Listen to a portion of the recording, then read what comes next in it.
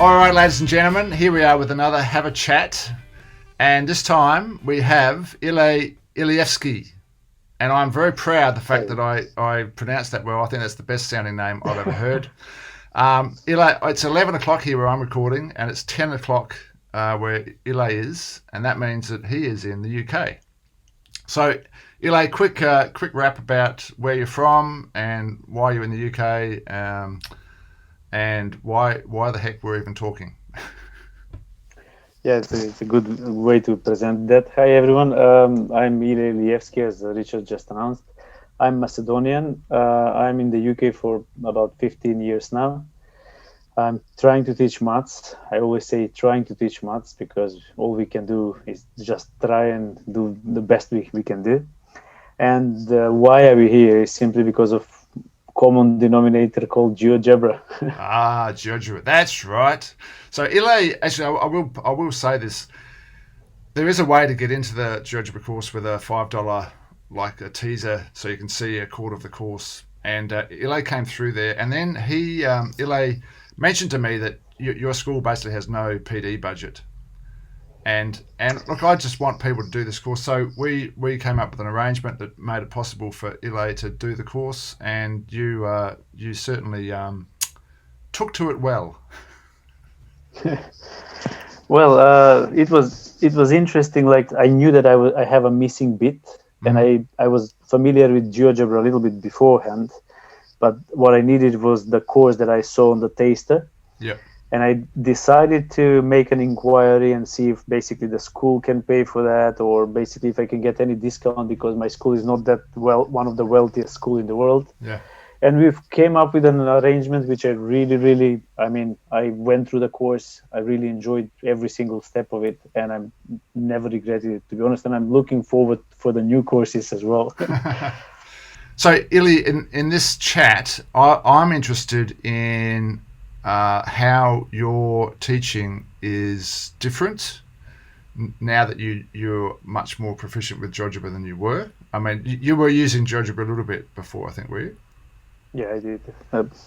A little bit, yes. So can you explain the difference? I keep talking about this course takes people into a proficient, into a level of proficiency. And by that, I mean the revelation that, GeoGebra is not just for Year 11 and 12, and GeoGebra is not just for graphing and geometry, although it's fantastic in that area, but it's actually got applications, really, I think, from Year 5 up. So that's what I mean by proficient, but also that it allows teachers to create files that are a perfect extension of the way they teach, and that's extremely empowering for teachers. So do you relate to those statements? Actually, that is the whole point of why I basically indulged into your course. And as I said earlier, it was brilliant. And I will tell you exactly what the difference is before and after. Before I actually went into the course, yes, of course, graphing, showing to the A levels or to the Year 11s, kind of showing a few things for them to be able to see. But constructing from the really basic point of view is a completely ball game.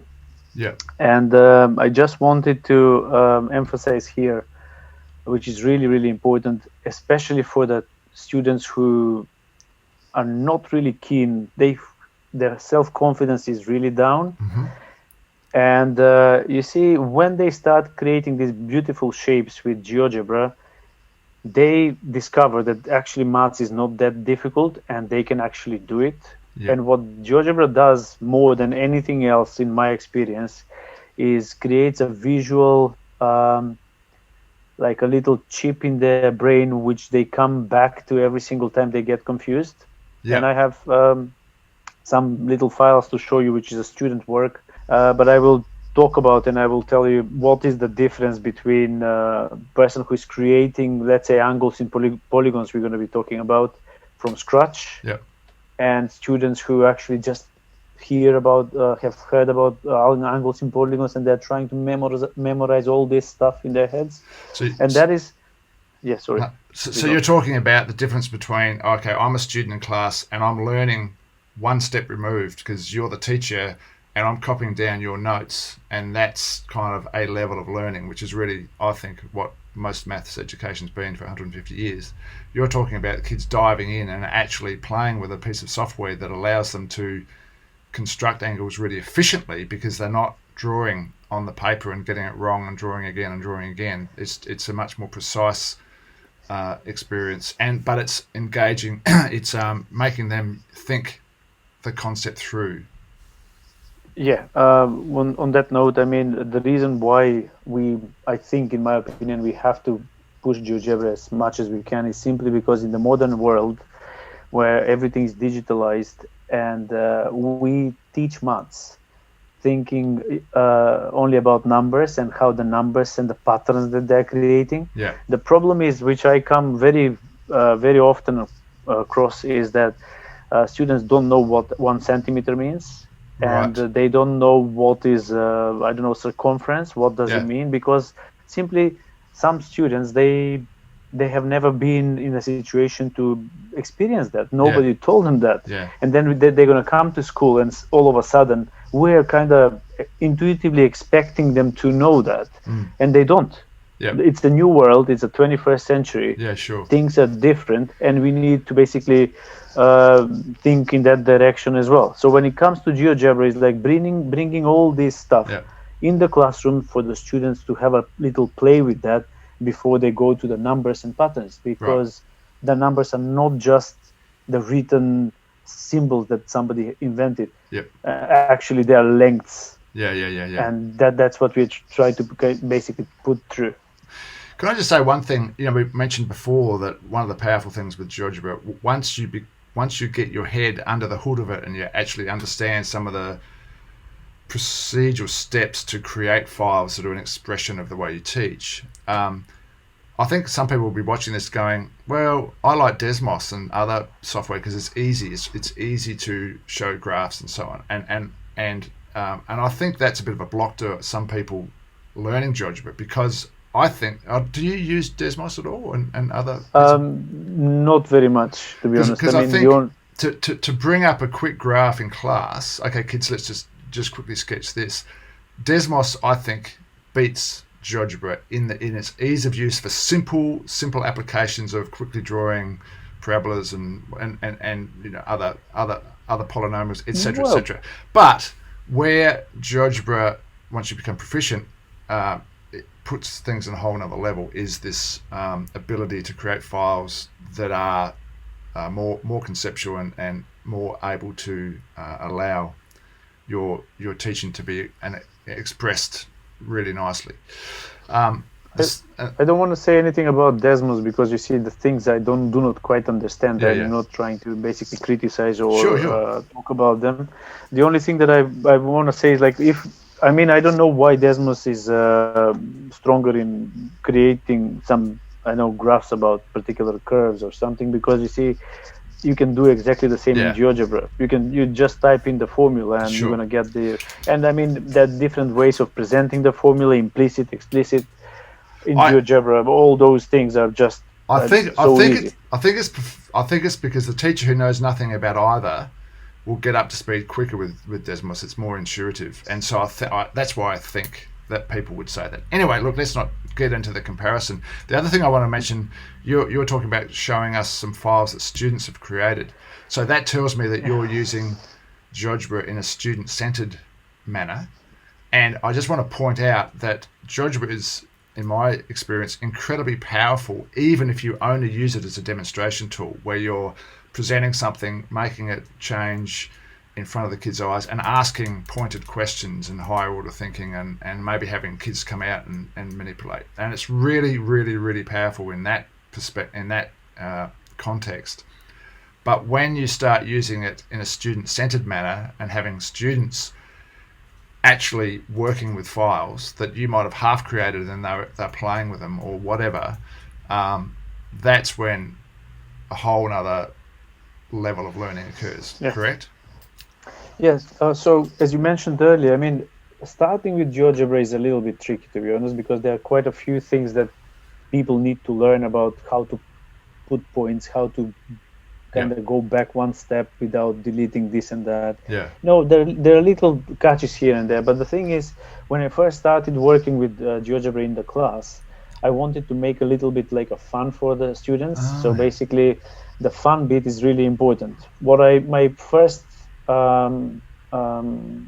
steps were, I created some rotating polygons, Right. and I can show them to you. This is the rotating polygons, which I. Oh, wow. So the thing is, I'm normally creating tutorials, especially now when we are doing the remote learning. Sure. And what the students like, I work in a girls' school. I'm not saying that girls are different than boys, but the thing is, girls definitely want something to look nice and beautiful. Yeah. And so the thing is, it is really important for everything to be accounted for over here. So basically what I created was the tutorial where I explained every single step. How to create a regular polygon with GeoGebra, how to attach this with that, and all the steps, many steps. And I wanted them just to follow the steps. Yep. And once they follow the steps, and once they play the animation over here, they will see the polygons spinning all the time. I mean, some of them are spinning in one direction, the others are spinning in the other direction, and it's not much of a mathematical task, this one. But they like it. Yeah. And they get used to know how to create a polygon, how to make a triangle, how to extend particular side. I mean, all those little things that they need to know if they want to play with this. I heard someone say once about technology, kids will play with it when they first see it anyway. So why turn that into a fight? Why not allow them to play for a while, get them intrigued, and then do your thing? And I think that's a wise suggestion. Yeah. So once they learn these steps or some of the steps over there, I asked them. We went to angles in polygons, and then I asked them to basically create a table which looks like something like this. So Right. this is a student's work. Right. So this is not GeoGebra now. This is actually a worksheet that they've filled in, is it? Yeah. So basically, there is nothing. I didn't do anything there. It's all their work. What I asked them to do was to put the name of the polygon over here, the picture, which is obviously created in GeoGebra by them, not by me. I showed them with the heptagon how to create all of this and how to measure and label everything over there. I wanted them to measure the interior, the exterior angles, some of the exterior and some of the interior angles, and put them down in a table like this. So this is one of the girls' work. And they measured using the GeoGebra tool? Yeah. So Yeah. I will magnify this. As you can probably recognize, this is a little bit slow, but it will pick up. So there are mistakes, but the thing is, they get to know what interior and exterior angle is and how to measure them. So now, of course, there are mistakes, but the idea is that basically they get introduced with interiors as well as exterior angles, because most of them, they will think of the exterior angles as this reflex angle on the outside. Yeah. So Right. this is a common misconception. And then if I was thinking, like, if I make them do all these drawings, Yep. somehow it goes inside their brain and they kind of remember it. And Now, so do you find that doing this activity, because you can do this activity on paper, exactly the same activity, right? But it's much less efficient on paper, isn't it? Because of all the mistakes that happen. The reason is the measuring that they will do with the protractor is far will be really wrong, really wrong. And I wouldn't be able to intervene. And over there, because there are quite a few students, they will see for themselves when they measure the angles if they are right or wrong, and exactly how much they have measured. Now, and and for people who say, "Oh no, but measuring with a protractor is important," which I agree it is. There's also a protractor in GeoGebra that you can use where you're basically doing exactly the same thing as you would on paper anyway. So that's another discussion. Well, that is, in my opinion, another lesson using a protractor. First is understanding what the angles actually are and where are they. And then when we come to measuring with protractor, there are online softwares. That's not a problem in GeoGebra or not. They can use and learn how to use them and then do whatever they want to do later on. So this is her work later on. Yeah. And as you can see, these are the answers. Yeah. This is how basically they started thinking about the angles. And I'm talking about some students who are really in the low groups. Yeah, right. So I mean, for someone who is in the low group, this is absolutely amazing in my opinion. So this is another girl's work. So I merged them to- your gut feel is that the kids were understanding this work much more profoundly than when you've tried to do this before using GeoGebra. Well, you see, when you mention, for example, a pentagon, Yeah. and you're teaching about polygons, and you mention pentagon, and you tell them in 5 seconds the properties of pentagons. I mean, we as teachers, we are expecting them to absorb that immediately, and it never happens like that, even with us. So what I wanted to achieve over here, and I think I did, was not only that they are creating this, but they are doing it over and over again, and it is not the same, it's different, so they don't get bored by that. And they learn whatever they need to learn, and then at the end it makes sense because it solves their problems. I was just going to say, I'm writing I've become a little bit obsessed at the moment because I really believe that we have, across the globe, so many students who sit in class not really understanding what they're working on for serious chunks of many, many lessons. And I think that's because we're still using this one-step removed approach to learning. Like I tell you, it's a pentagon, you're meant to remember. Whereas what you're demonstrating here is it's a hands-on, but an efficient hands-on approach, because they are, I call it getting their hands dirty with the concepts. Now, even though these are very simple concepts, what's an internal angle, what's an interior angle, what's an exterior angle, by actually playing with it, they get that. And by playing with a pentagon, they know what a pentagon is. And it doesn't seem like a big difference, but it's a major difference, because once they understand this, everything else becomes easy. And hey, bonus, when they understand it, they get engaged. Hey, I'm not very good at maths, but I like Mr. Ile's lessons because I'm learning stuff and I can do this. I also agree with you that basically the old concept of teaching maths should be completely changed. And the reason why it is not only angles in polygons and geometry. I wanted to show you more about ratio and fractions of amounts and please do. Stuff of that particular kind, because the thing is, what students normally, especially the lower groups, do not understand. They don't have a visual image in their head of how does that work. So what they are thinking most of the time, they're thinking, oh, do we multiply or add these numbers, or we divide them, without any understanding as why they're doing what they're doing. So I will just quickly show you in my year 7s when I was teaching percentage of amounts. I think this was the... And welcome to the number one crash and burn topic in high school mathematics: fractions, decimals, and percentages. I think there's a direct correlation. Kids who don't get this, and that's, I'd say, a majority of kids do not get percentages, decimals, and fractions. They never go on to the higher levels of maths. It's like, this is it. I'm hopeless at maths, right? And yet the basic concept underpinning all three is so simple. It is beyond even that. I mean, this is like a soapbox of yours. Yes. This is percentage increase, decrease. So the thing is, this is I think I already shared this file with you during the course. The idea here is that basically, if you have an original amount like this, and you can basically, I created this so you can think about it as a building or a tower of money or whatever you want.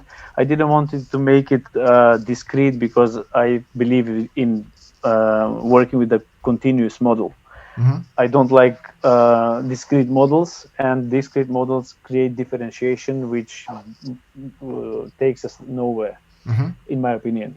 So the thing is, when I'm teaching, like, for example, percentages of amounts, or increase or decrease in this particular case, I can basically, if I want to create percentage increase, I will just click on this one here. I created this file sometime during the course. So what happens here, as you can see, if the percentage increase percentage is set to be 24% here, I can change this to whatever percentage I want. Let's say, for example, if I change this to 15%, this is like a calculator for percentages, and immediately changes the Oh, value. and you've got the actual amount that's been added. And so by Yeah. comparing the blue to the black in that third line, the blue is Yeah. 15% of the black, correct? Yeah, the blue one, this one here, is 15%. The black one will be 100%. So basically, when you're increasing, Yeah. you have 115%. Yes. So the thing is, if you would like to see this, how it works with the similar triangles, it should work in this particular way. So the thing is, you see, this is the blue line, which is 115%. Yeah. And we all know, I mean, this is for mathematicians, it's not a problem to understand. Yeah. But when it comes with children, Yes. I mean, I give them the percentage questions, and I also share this file with them as well. So the thing is, they can see this. This is like a percentage calculator. What I'm interested in the method that they're using in order for them to actually get the answer. Yep. Because you see, we don't teach anymore, especially it is not in our lessons to teach distributive law of multiplication over the addition. And that's exactly what this is, because you have to multiply 1 times the amount and then 0.15 times the amount. Yep. And that's all. And the concept is so simple. And when they understand what is going on here, everything else becomes so simple. Yeah. And even more, we don't have to search. Hang on.